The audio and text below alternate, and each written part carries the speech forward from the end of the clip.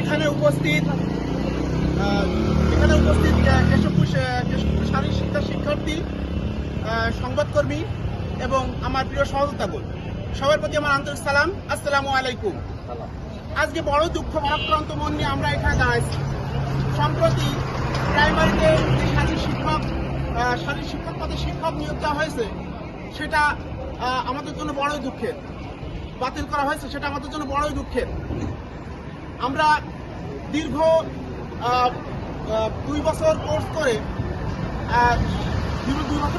যে অর্জন করছিলাম, আমাদের মূল উদ্দেশ্য ছিল একটা ভালো জবের জন্য আমরা এটা করছিলাম, কিন্তু আমরা সেটা এই কোর্স বাতিল করার কারণে আমাদের সমস্যা হয়েছে। আমরা আর এটা করতে পারছি না। ওই শারীরিক শিক্ষা কোর্স 1990 সাল থেকে শারীরিক শিক্ষা কোর্স চালু করার জন্য সরকার উদ্যোগ নিয়েছিল। সেটা 2010 এবং 2013-14 এবং 20 সালে, সর্বশেষ 2025 সালে আমাদেরকে আশ্বস্ত করছিল যে আমাদের শারীরিক শিক্ষক পদ প্রাইমারিতে নিয়োগ করা হবে। কিন্তু সেটা আমাদের হঠাৎ করে কোন চিন্তায়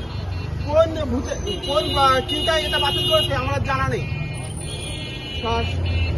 মানুষের ভূতে পেলে মানুষের পা থেকে পিছন দিকে, তারা সামনের দিকে আগাতে চাইলে তারা পিছনে চলে আসে। সরকারের অবস্থা কেমন হয়েছে, এটা বড় দুঃখের বিষয়।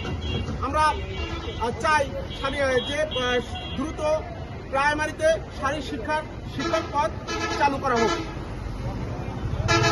এটা আমাদের জাতির জন্য অবশ্যই প্রয়োজন। সরকার কি কোনো প্রজ্ঞাপন করেছিল? করেছিল। হ্যাঁ, এখন কি সরকার সে প্রজ্ঞাপন বাতিল করেছে? হ্যাঁ, প্রজ্ঞাপন বাতিল করেছে। আপনারা কি চাচ্ছেন এখন? আমরা চাচ্ছি যে প্রাইমারিতে শিক্ষক পদ চালু করুন।